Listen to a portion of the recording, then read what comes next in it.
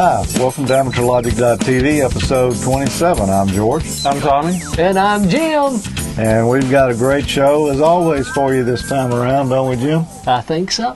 And you got Jim back with us for a change, too. Yeah, and we're missing Peter. Yeah. Peter decided to take a little hiatus this time. He had some other things. He couldn't make it, but I'm sure he'll be back at the next show. But he'll be in this one with some footage that he got for us.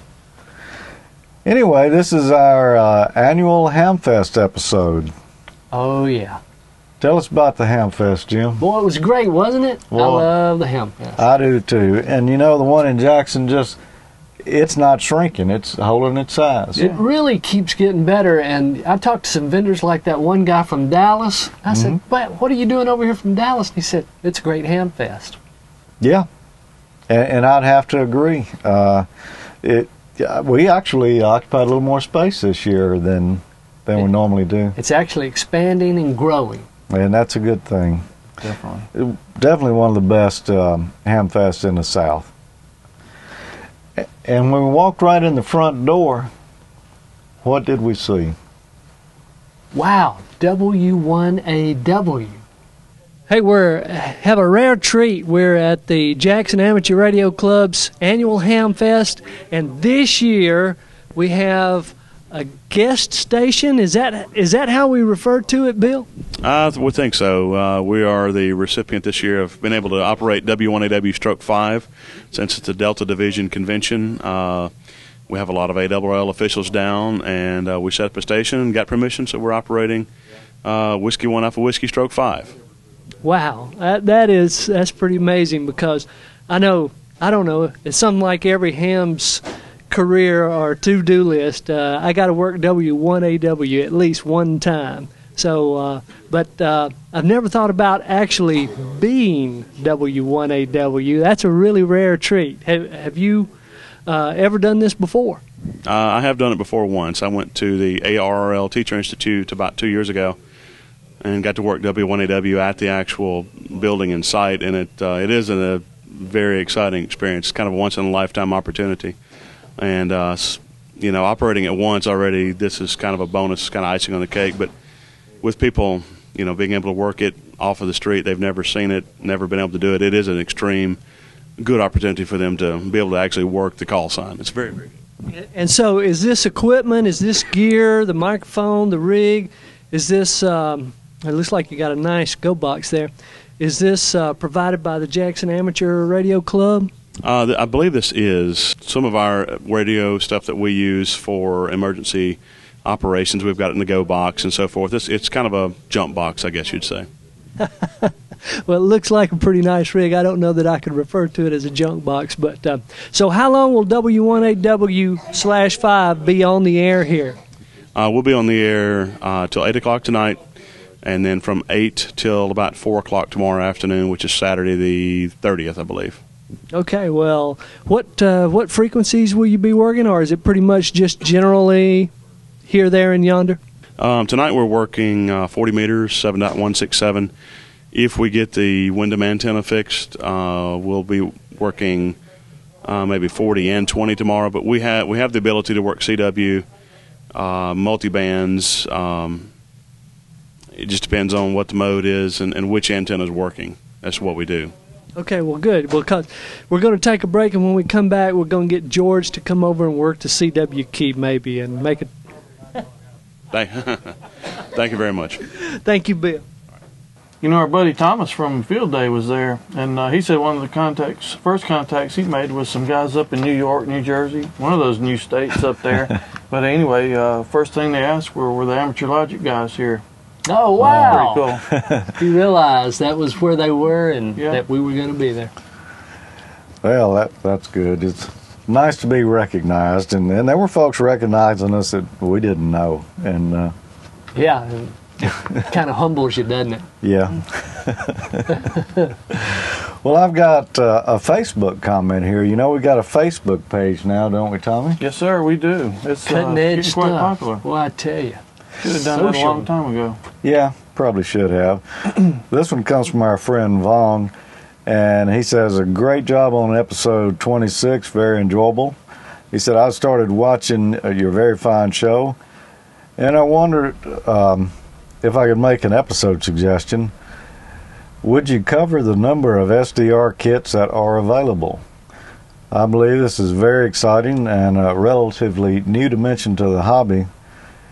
And he said he was in the last phase of constructing a Genesis kit himself. Oh, yeah. And I've seen those. that's a good idea. And possibly, that might be something we cover in a future episode. You've done a little bit of that with the soft rock. Yeah, and we'll actually revisit software-defined radios in the next episode with something that I think is really exciting. Oh, Yeah. Teaser, big teaser. Yeah, you don't want to miss it. Well, I think I've got an email for you. Do you? I think so, yeah. What have you got there? This is from our good buddy Eric, and Eric says, good shows, I enjoyed them all, but haven't seen a lot on CW. Could we please do a segment that covered related topics like the SKCC Straight Key Century Club? And he's a proud member, number 4229T, and he collects Vibroplex bugs, or bugs too. And he only has 11 in his cabinet now, but he's only been collecting for 2 years. And I think you wrote him back and said, well, Jimmy's really the big CW guy for ALTV. And he says, oh, yeah, I remember Jimmy doing some CW during one of the field day episodes when he fell in the pool. And that's correct, yeah. That was a quite popular episode. But yeah, maybe we will do a segment covering some more CW stuff, and maybe even cover some keys and some of those more exotic and collectible keys too, even. Yeah, and that came from Facebook as well, didn't it? I think so, yep. Yep. Okay. Well, I've got an email. Comes from our friend Roy, N5YHS. He says he's a Mac user too. He's a bit up in age, he says, but not too active in amateur radio anymore. This is a comment to me buying Mac, obviously. See there, he's old, but he's wise. Anyway, he says he does like looking at the amateur radio programs on his Mac every now and then. He sent me a list here of some pretty interesting software. BCSI, COM, OSX, Echo Mac. Well, we did Echo Mac. Electron Helper, Elmer, OSX. It's a pretty long list here, so look for some segments on some of these programs here in the near future. Appreciate the comments, Roy. Yeah. Tommy, what did you buy at the Hamfest this year? Man, I bought an antenna for my new truck. I got an adapter for my 75-meter ham stick that I don't have yet that I forgot to buy. Yeah. And we got a bag with some various and assorted parts in it. And that's pretty much all I got this year. Always got to have that bag of parts, don't you? Oh yeah, no doubt.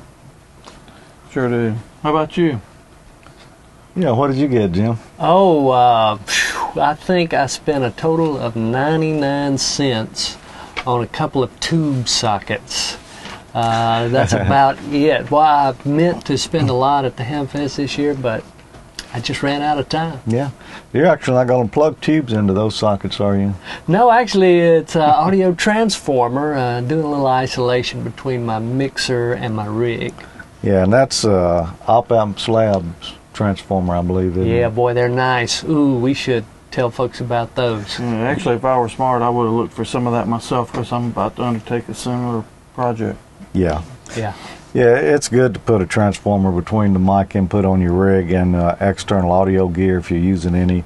Just gives you better isolation to keep the hum out, as well as RF that's going to creep in that direction. Yeah, and I put a control pod in mine. I think you do too, so it's another place to adjust those levels. Yep. And you need to do that. Don't just hook your mixer up and then turn the gain way down on the mixer to get your mic level right. You're kind of defeating the purpose when you do that. You need to run that mixer up in its sweet spot and then have a pot downstream from that. Exactly. That you can back off the level that actually the rig is going to see. Yep. Well, I got a few things this year at the Hamfest. What did you get? Well, I got a couple of them right here. Oh, ho, ho, ho. Show and tell. The goodie bag. You know, I didn't have much to sell this year. I had a lot of old television stuff, though, you know, amplifiers, direct TV receivers, and just different odds and ends like that I needed to clear out. So I sold all that stuff off at the Hamfest and bought some more to replace it with. Oh, I've never done that before. Yeah. I got everything on my shopping list this year, though. Ah. And I didn't have but 2 things on there. And this is one thing that wasn't on there. This is something you found for me, Jim. That's right. Yeah, I remember that. Nice little item, too. I should have bought the other one. The guy had 2 of them. Yeah, you should have. I've actually hooked this one up, and it does work. It's a bidirectional cable television amp, which means that the signals will go both ways through it. Yeah, key word, bi-directional. Yeah, and you need that if you've got a DVR or a cable box or something that's got to communicate back with the home office. If you put a regular preamp in there, it can't talk home. That's right. It's one-way only job. Yeah. Well, that's pretty neat. If you'd have bought that, you'd have broke the dollar mark. That's right, yeah. And the other item, Oh, yeah. or one of the other items I bought that was actually on my list, This was nice. and you found this for me too. I tell you, you just need to carry me along. Yeah, $10. And no telling what this would have been new. This is a television fill strength meter. Yeah. And you might ask, well, what would you want to do with that? You know, it's obviously not HD, but just plain old VHF and UHF. Ah, just plain old VHF and UHF. Yeah, well, if you got cable television around your house and you want to check your signal levels and how much loss you've got in a coupler or any of those type of things. Or maybe a dual band 2 meter, 70 centimeter rig Yeah, that you wanted to do fill strength testing on. exactly. This will even work 2 meters and 440. So, you know, good little fill strength meter might be something we use one day to do some segments with. Yeah. You know, Definitely could. antenna testing and such. $10. $10, and it works too. Hard to beat. $10 and work. It's got $10 worth of knobs and meters, doesn't it? Yeah, it does. And I use it to check out my bidirectional preamp with too. Hey, how about So, that? Yeah, I haven't actually used it for what I bought it for yet, but we'll be getting around to that. Yeah. And I also bought a just a little VHF UHF coax switch. I needed one so I could switch between a couple of different rigs, and found a nice little unit there that MFJ makes. It's got a gas tube surge suppressor inside of it as well, and I hooked that up and been getting a little use out of it. You know, I've got a dual band rig back here, which is normally what I use for VHF, but every now and then I want to talk a little further out than I can get with 50 watts, so I'll flip that switch over to the TS2000 there where I got 100 watts, and makes a little difference. Plus, yeah, 2 meter sideband too. Yeah. And Jim, you did spend more than 99 cents, didn't you? Yeah, after you reminded me about it, I bought one of these. I bought one of those too. Yeah, this one is yours. In fact, you want to tell folks what this is and how cool it? I'll tell them how cool it is after you tell them what it is. Okay. This is a module out of a VHF television transmitter, low band transmitter, and I don't remember how many the transmitter had in it. It was what did I say, maybe 18. It was a lot of them in there. But anyway, I remember when this went on the air, a lot of these fit in a few racks, and this is about a kilowatt solid state television amplifier. Would have been used for visual or aural, either one. And we've got some nice plans for that, don't we? Yes, sir, we do, because what this makes is basically a solid state, no tune, ready to go on the air, 6 meter kW amp. Straight plug and play. All you need is a transmit relay, a TR switch, a transmit receive switch. Which would be a relay. And that's it. Well, Oh, and a power supply. A little power. Yeah. Yeah, you do need to be able to plug it in. Yeah, Yeah, turn it on. You found us some power supplies for those. Right, we're using some that we found on eBay that work for a computer server, not just a computer server, but it's a big blade server. Has a lot of computers that it powers with just one supply, but it's 50 volts, 50 amps, and that's all it takes to do the job. Yeah. I'm looking forward to getting that going. But the really, really cool thing about it is, you ready for this? Because it is designed for television, which is a 100% duty cycle, it's heavy duty. I don't know, maybe they can see the heat back, sink? the heat sinks on this thing are incredible. It's heavy too. That's why the whole back side is total heat sink. Wow. I mean, talk about getting on 6 meters running PSK 31 and just run it full bore 100% of the time. Would you have a signal or what? Yeah, these heat sinks are probably not even going to warm up good, because like you said, 24/7 when they were in the television transmitter. Yep. And 5 megahertz of bandwidth. Exactly. And we're just going to put a little smidgen of bandwidth through the thing. Wow. And this is made by Larkan, a Canadian television transmitter manufacturer. Now, there's some other guys doing this that are using some modules that came out of a Harris Platinum transmitter, which is similar to this. And we found out a lot about it, didn't we, after we got out on the web and started researching and such? Sure did. So you might keep your eyes open. There's in your neighborhood. Yeah, some of these are becoming available over eBay or other sources on the internet every now and then. All the TV transmitters that were not high definition transmitters will have these available. I mean, they won't have anything to do with them, will Right, they? all those that had solid state transmitters, which is probably, far less than half of the TV stations out there, but still, I mean, any transmitter that's got these has a lot of them in it. So that's just obsolete gear now. They're going to get obsolete. rid of it. Yeah, pretty much. And glad to have run across these things. We're going to have a lot of fun with them. Also, they can be tapped, and with few values of components changed in there, and they can go on 2 meters. And those plans are on the web. Awesome. Yeah. So a kilowatt 2 meter amp, that'd be kind of handy in some FM, situations. 2 meter sideband. Yep. AM. Yeah. Really wish I could get it on HF, but these have strip line tuning, and it would just not be practical to try to change all that out. Well, it's something I'd really like to have, y'all. This is a old Collins, and $450. I guess that's a good price on it, but there are people who have these rigs really swear by them. There's also an old Hammerlin receiver over here, $200. That might be something good as well.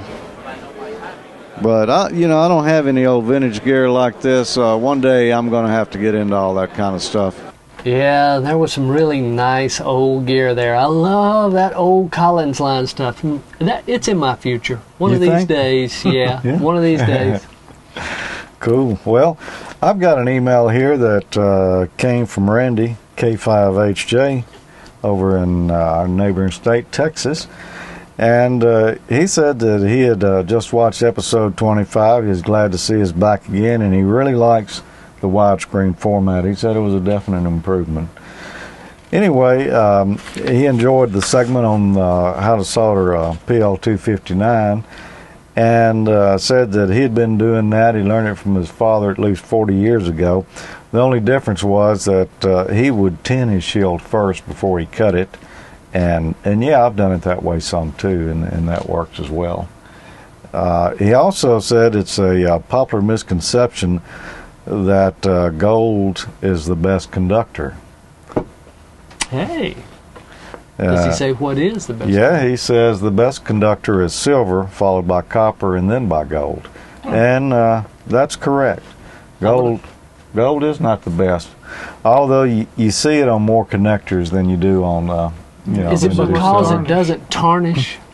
Yeah, it would have to be it. I'm thinking that's it. However, when silver tarnishes, that black stuff that gets on it, I have actually heard that that's conductive too. So So it doesn't really, doesn't diminish it. if that was correct, you know, So what I maybe that's- heard. So Mhm. you see gold on a lot more stuff, and it doesn't tarnish.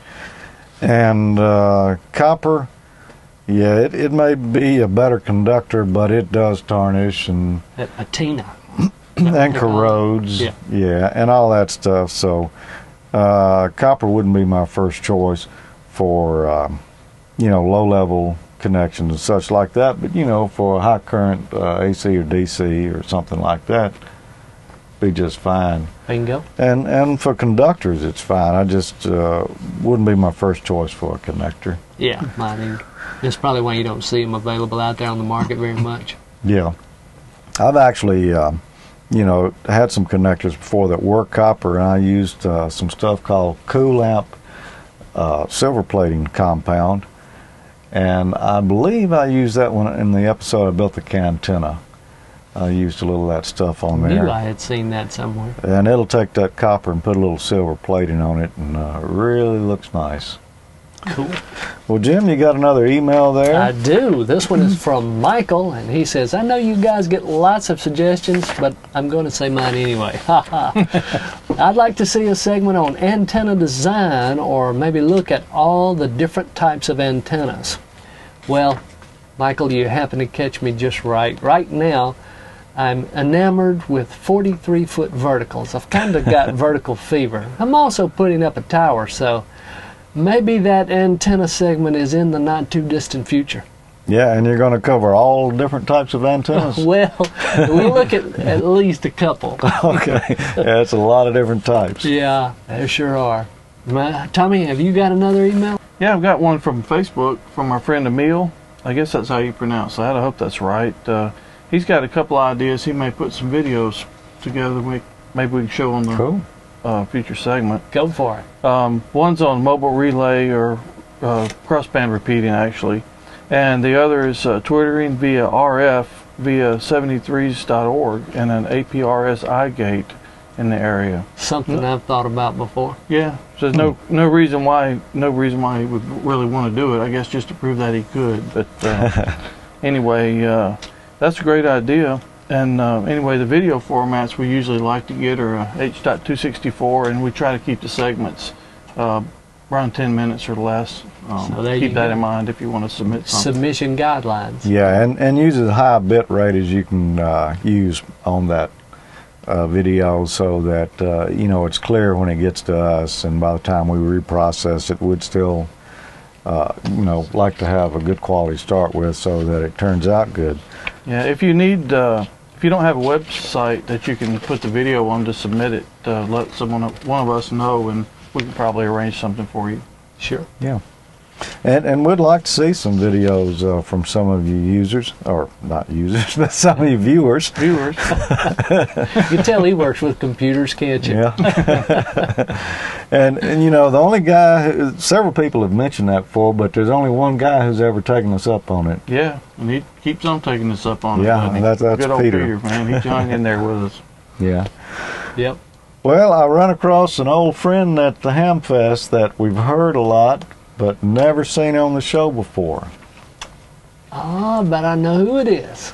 This is an old friend of mine, Bill, N5YCK. Good to see you, Bill. Yeah, good to see you, George. Often seen, never heard. Yeah. We finally got... It's a reverse of that.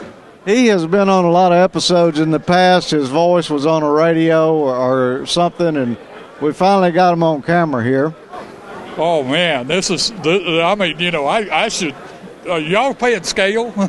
Yeah, we'll give you half everything we earn, which means you probably owe us money. Yeah, I do. No, Bill, how did you get into ham radio? What got you interested? Well, what got me interested actually was a cousin back in the late 50s.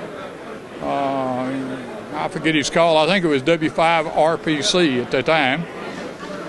He was a home brewer. He worked for Bell Labs, and he lived across the street from the Cabells, which I think every ham probably knows the Cabells that's as old as I am.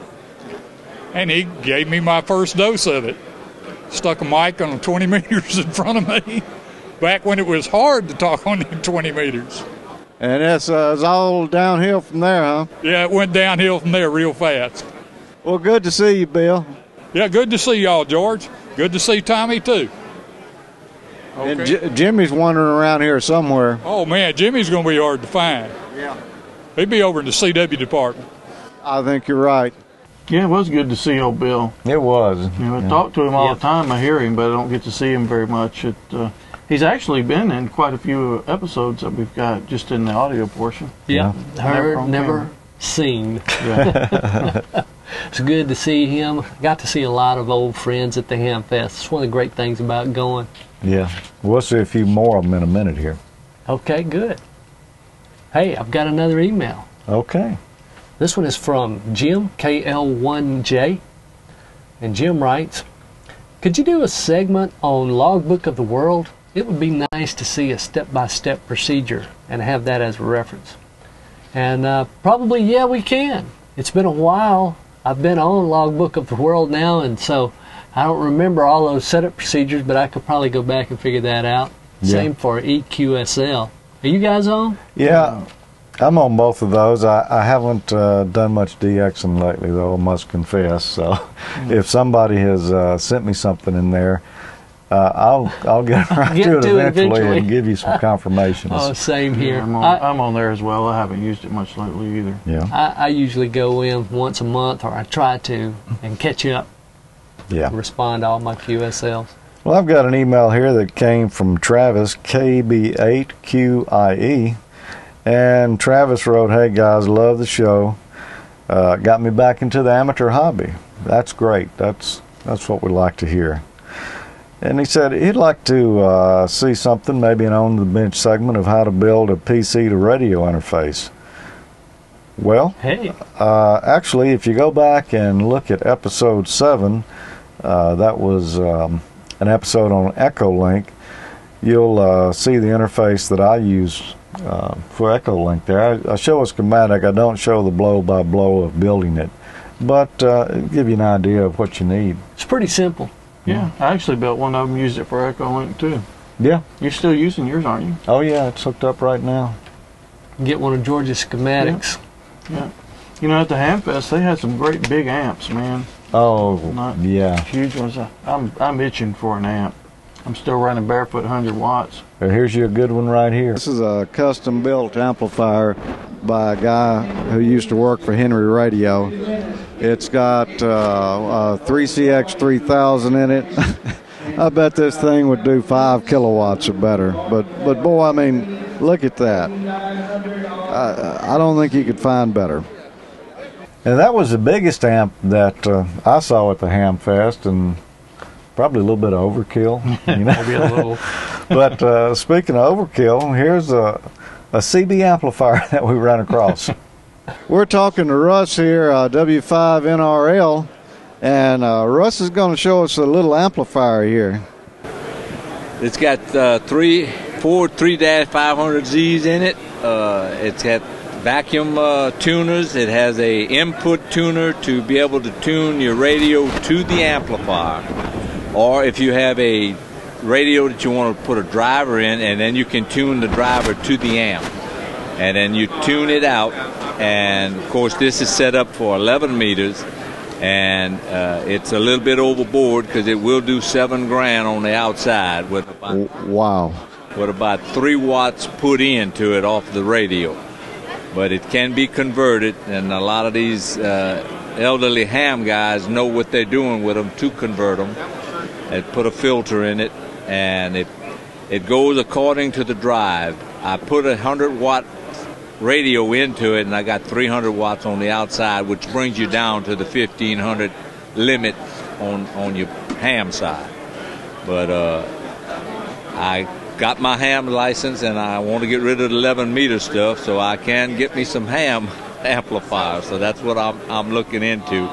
This amp was built for me, and it had a driver that went with it. I sold the driver separate, and it's only 6 months old, and I only tuned it twice, and I ran it once, and I shut it down. I had no use for it then. I just like to have fun. I've been fooling with radio since '63, and I always wanted to be a ham. So 6 months ago, right after I purchased this, I decided I was going to try, and I went to Tech, and then a month ago I got my General. So that's where I'm standing at now. And I'm out of Baton Rouge, Louisiana. I enjoy the game and I love the fame, but I got off 11 meters because there's too many of them wanting to top you, and that everybody's topping everybody else, and it gets expensive. I hear you. Well, welcome to the hobby, Russ. We're glad you finally got in. Yeah. And boy, this is one heck of a well-built looking rig. The man that built this thing is out of... He knows his thing. The thing of beauty about his techniques is the reflection on it. You can put 7,000 into it, and you might get 25 reflections off of it. And that's the key of keeping from burning it up. Thanks for talking with us, Russ. A lot of guys came into ham radio from CB. I actually did. I started out with a long time ago. I would dare say over 50% of the amateur radio operators, whether they'll admit it or not, came from CB at some point. At least had one, owned one, or used one. I'm not the only one that's going to have true confession here, so I know you guys are bound to have had some. Cobra, 5 watts. You had a Cobra? Trunk mount, yes sir. Oh, trunk lid antenna mount. Oh yeah. I had a Courier Rebel 23, and I had one of those Radio Shack units that had the telephone handset on it. You remember those? Those, man. That was the best one I ever had as far as, the receiver was quiet on it. Wow. And really worked good with that Shakespeare antenna. How's that working in your new truck now? I don't have one. I don't either, and I wasn't really super big into it back in the day. I just had one for convenience and safety and long trip travel, companionship and stuff like that. Yeah, right. Yeah, all of us were kind of into it back in early to mid 70s, and I never got an amplifier and did off-the-air tests like this previous gentleman was telling us about that he did. Well, I can't talk about that, but it was fun, and all our friends who were hams were trying to convince us to get a ham ticket, and we eventually took them up on it a decade or so later. Yeah, that's right. I actually started studying for mine when I was in high school. It only took me about 25 more years to finally go ahead and do it. Yeah. Well, guys, thinking about the Hamfest, it puts me in mind of Peter. And we're not the only Hamfests around, of course. No. And neither is this country the only place where we have Hamfests. That's right. They have Hamfests down under, too. And Peter's brought us a little footage. A little footage, yeah. A little footage from Wyong. That's why I couldn't say footage. I was thinking about how I was going to say Wyong. Is it Wyong or is it just Wong? I think it's Wyong. I'm calling it Wyong. Yeah. And I think this was actually shot at last year's Hamfest there. When's the next Hamfest coming up? It's pretty soon, isn't it? For Peter, yeah. It's really soon. It's like February 28th. Okay. At the same location. Okay. Hello everyone, and welcome from Wyong in New South Wales. I've driven the 10-hour trip up from Melbourne to be here to look at what is claimed to be Australia's largest Hamfest, if not the largest in the Southern Hemisphere. From what I've seen so far, it's the largest Hamfest that I've seen. Yesterday in Melbourne we had record temperatures of 46 degrees, and today is going to be a pretty hot day as well. The night before the field day, I visited the Wyong Riverside Bowling Club for an amateur radio dinner organised by the Central Coast Amateur Radio Club. I met many amateurs from around Australia, including a few VK3s like myself who had driven up from Melbourne. Up in the grandstand, one could find ICOM with their D-Star exhibition, the Wireless Institute of Australia's table, various tables of homemade items, and a working display of amateur television by local operators. Outside the grandstand were a number of tables including commercial exhibitors, the AR-NSW Homebrew Group, and a local radio museum. And on the lawns outside were a large number of cars and stalls selling second-hand amateur gear in the car boot sale. Okay, I'm here with Steve, VK2BGL. Welcome to AmateurLogic, Steve. Likewise. Is this your first trip to Wyong? No way, no. I've been doing it since 1966. Yeah, it's so big, and look, you've been shopping there. What have you gotten today? Well, I'm getting into D-Star. Our club's just got involved with the D-Star. They just set up a D-Star system. And what club's that? That's the Illawarra Amateur Radio Club. So you must be from down Wollongong way. Oh, that's right, Wollongong. It's a mouthful, believe me. Okay, well, look, nice to meet you, Steve. You have a great day here at Wyong, and we'll catch you later. Good to see you. Bye-bye. Yeah. I'm with Peter, VK2EMU, from the ARNSW Homebrew Group. Welcome, Peter, to AmateurLogic. And welcome to you. That's great. Look, Peter, tell us, what's the Homebrew Group all about? We're a group of amateurs who are just interested in building our own equipment, either radios or test equipment or accessories, power supplies, etc. Okay, and tell us a little bit about some of the examples of your work that you've brought along today. Okay, the two over there are power supplies. One's just a normal variable power supply to about 20 volts, and the other one's a variable power supply to 300 volts. I have a direct digital synthesizer which I've boxed up. We have here a synthesizer for 80 metres, a one-code tone oscillator for testing, and an audio amplifier which is still in a work in progress. Then we have a 80 metre, this is a transmit bandpass filter for when you have a field day. Yep. When you have half a dozen rigs working at once, you don't interview with each other. Okay, look, these are great. I think anybody who's interested in homebrew might want to join your group. How many members do you have? We have about 20 members, and we're a part of Amateur Radio New South Wales, so we don't have formal membership. People just come in and drift out. Okay, great. Now, if people want to get involved or find out more about your group, how do they do that? Okay, we can be contacted through Amateur Radio New South Wales. That's the normal website, arnsw.org.au, and there's a link from that. And we have a number of our newsletter which are downloadable. Well, that's great. Well, look, thanks very much, Peter. Thank you. No worries.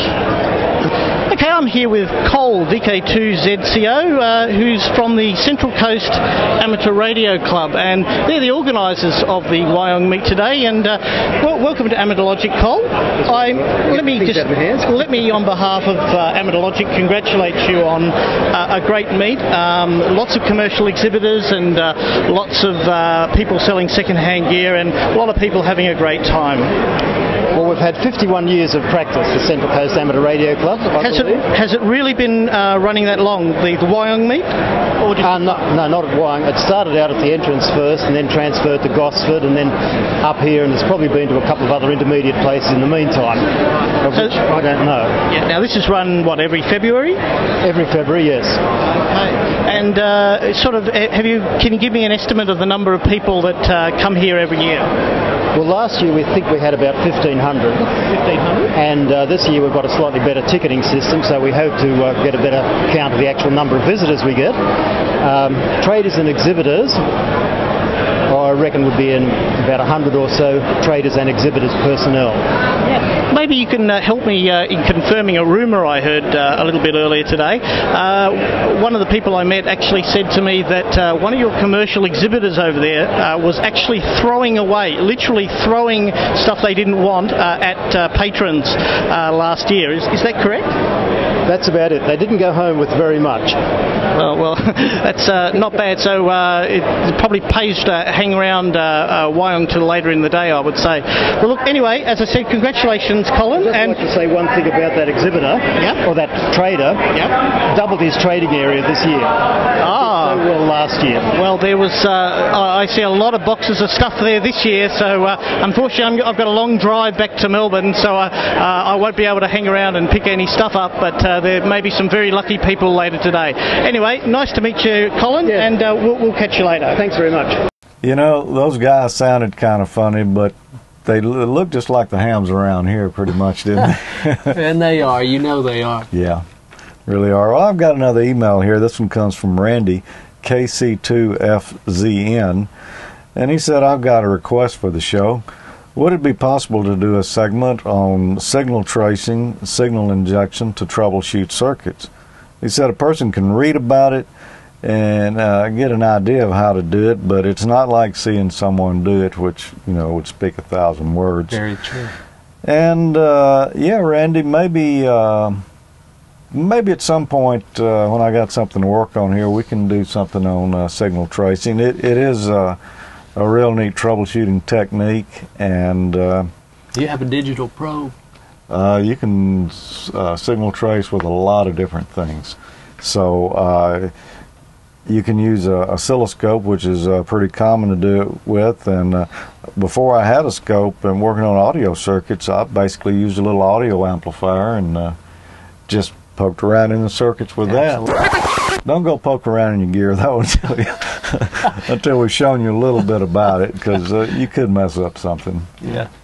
And the Hamfest, man, it's a good place to meet some old friends. We met some others other than just Bill. Yeah, we sure did. Yeah. Well, we ran into our friend Richard from MFJ here. What's going on, Richard? Hey, Tommy, how are you doing? It's nice to see y'all again. Yeah, same here. What you guys got new this year? New products? Well, Mr. Jew's been showing off this new MCOM box here with the 706 in it. It's like a portable mobile MCOM box you can take out in the field. Got the antenna built in and everything. Got a voltage conditioner in here with helps you operate it from your cigarette plug in your car. And it's also got an automatic tuner built in, everything all in one. So it's built for the ICOM 706, and he hopes to do some more radios in the future. But the big news, of course, we bought Cushcraft, and we got that busy moving that back into Starkville, Mississippi, and combining that with a high gain factory. So it's been a big job. Yeah, we read about that. We've actually had some viewers ask when you guys were going to have the next open house to see if we could show some footage of the inside of that sometime. We're going to hit 40 years in, what did I say the other day? I forgot now. It's 2012 will be 40-year anniversary, so we'll probably do that open house then, and that's usually in October. And we hope to invite everybody down to Starkville and have a big chicken dinner and everything like we did the last time. Oh yeah, sounds like a party, man. Count on us to be there for sure. We really appreciate everything Amateur Logic has shown the factory tours, and we hear about that all the time, so it's a good thing. Yeah, everyone's enjoyed seeing them. Like I say, they're asking for the Cushcraft stuff now. So yeah, that's great. All right, we'll see you later. Thanks. Nice seeing you. Yeah, and speaking of old friends, Tommy, I met a new friend there that I talk to quite frequently. Yeah. We're talking to Charlie, a friend of mine, KY5U. Good to see you at the Hamfest, Charlie. George, good to see you. You having a good time? Yeah, we're having a pretty good time. We're seeing a lot of old friends and a lot of old junk. That's why I'm here.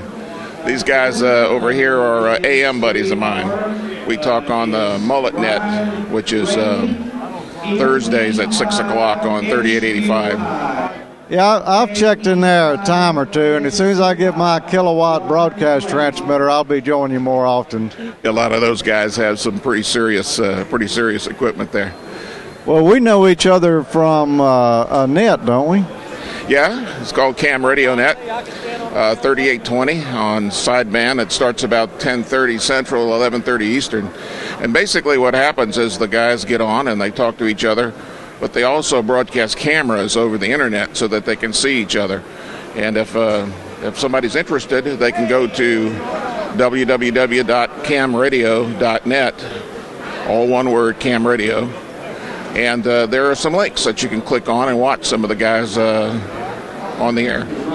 That's real interesting. I mean, sometimes it's just a lot of guys sitting around and just talking, but if somebody's working on a project or something, they'll actually show you what's on the bench and what they're working on and all such as that.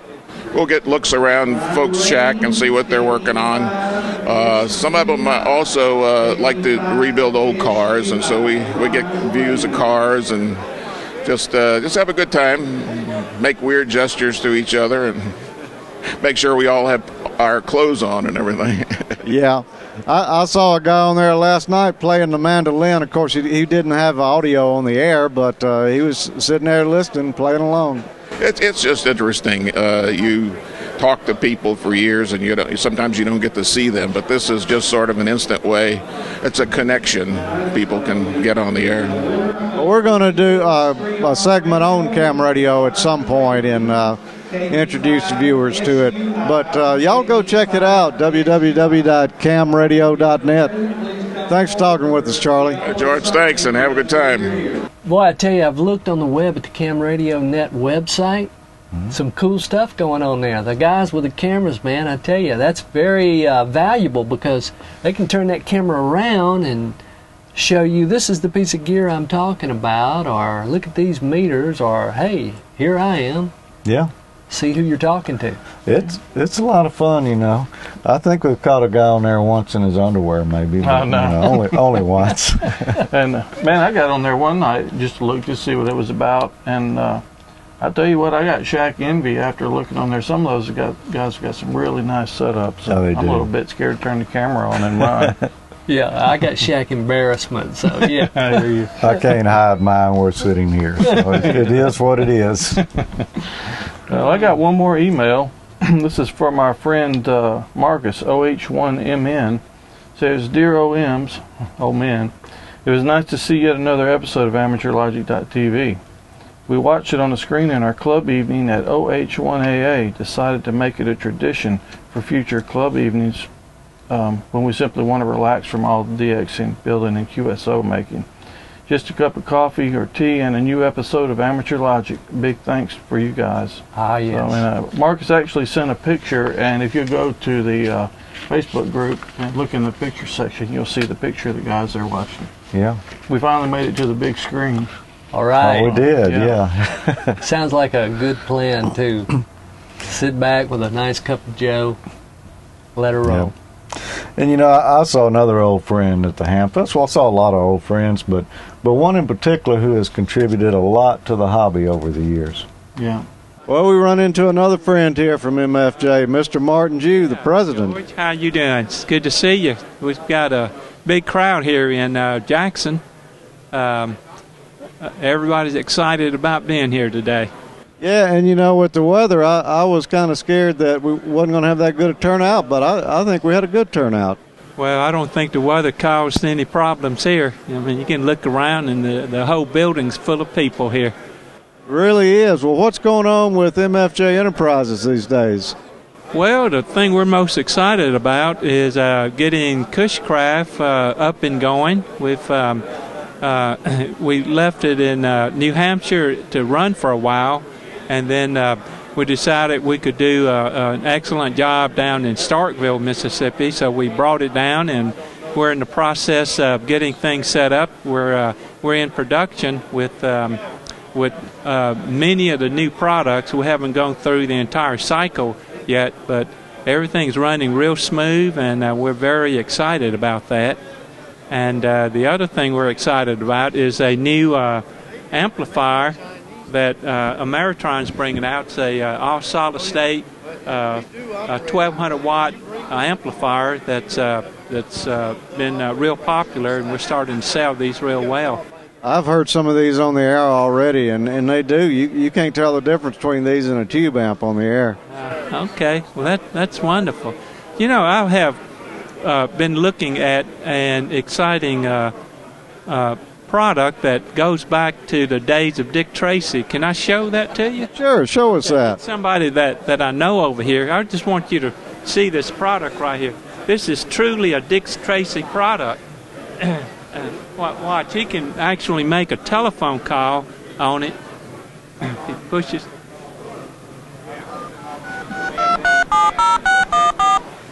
It's designed to work with a landline telephone. Okay, this is Brian. What is the nature of your emergency? Brian, I'm not actually having an emergency. I'm doing a demonstration. Compare it to, the classic Help I've Fallen system, which relies on a speakerphone in the home. If you fall down in the backyard, it's rather difficult to project your voice back into the house and through that speakerphone. What's the range on this unit? The range is up to 500 feet, effective range. We've tested it at over 1,100 feet, but realistically, given all the different kinds of issues of interference, we're going up to 500 feet and for effective range, which covers not only throughout the home, but in the immediate vicinity, which is important because 55% of the falls that senior adults have occur inside the house, but 23% occur immediately around the house. That was so interesting to us because as hams, many of us are getting older, and this thing would be a real blessing to the ones who can't get out very much. I just thought that would be very interesting. You can answer your inbound telephone calls. If you're out in the rose garden in the backyard, telephone rings inside the house, you don't have to race to go answer the phone. You just you have caller ID, you see who's calling, choose to answer it, press the button, and you're talking to the calling party. Good to meet you, Owen. Thanks for talking with us. Appreciate it. Good to see you again, Mr. Jew. Anything else new that you can tell us about? Richard showed us your MCOM box here. Oh, okay. Yeah, we're pretty excited about that box. Did you see our line of scanners? No. Yeah, we've got a line that the non-trunking, the standard ones, the analog trunking, and another line that has a digital trunking. So they're excellent scanners. Yeah, and today you really need trunking if you're going to be listening to scanners. Oh, yeah, you're right. Yeah, just about all of the urban areas, even the smaller towns, have all gone to trunking. Yeah, it's good to see Martin again, man, and it's good to see MFJ still expanding. It is, and I've said it before, if it wasn't for them, there's a lot of ham radio products we wouldn't have access to anymore. Several companies would have. Several companies would have went by the by. No doubt. Yep. Hey, I've got one more email for you. Okay. This is from Steve, KD2UW, and Steve says, "You're creating and reawakening the electronics experimenter in many of us." Hey, we're glad we are. He's got some episode ideas that kind of coincide with his current activities. One is the ARRL antenna modeling course, he says, is outstanding, and it shows how to model all varieties of antenna using software. That's a good thing to be in command of, Steve. I agree. He says you take this, combine it with some bench activity in your radio, add an MFJ 259 analyzer, and you wind up being able to do some serious experimentation and antenna building. Yeah. I agree. And he's also really getting into designing and building your own traps. He says you can build your own traps for multiband dipoles and verticals too, for that matter, using software that's available and guidance from various websites on the web, and maybe we'll show some of those in the credits or something. But these traps that he's talking about right now are constructed with air cores. Just wrap them around some PVC or something. They use 50 ohm coaxial cable, and he says the ARRL handbook and antenna book, as well as QST articles, provide some good recommendations on how to design your traps. And there's a lot of other ham software out there too that you can download off the web. I'm familiar with some that does the same thing, and I've done this before. That's some good traps. Yeah. So, Jim, I think we're going to nominate you the AmateurLogic.TV antenna and CW guru after this episode. Seems like a lot of questions on those two, and people wanting to know more about them. Well, I'll be happy to bear that title. And we hope you've enjoyed episode 27 here as much as we've enjoyed making it.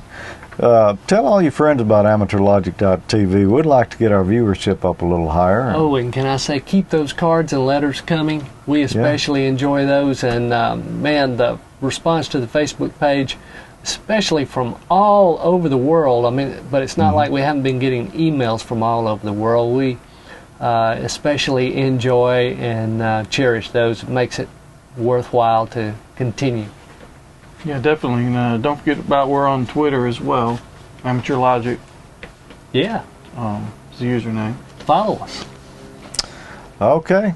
For episode 27, and from the Capital City Hamfest in Jackson, Mississippi that you've been watching today, and Wyong from Down Under. That's right. I'll say 73. 73.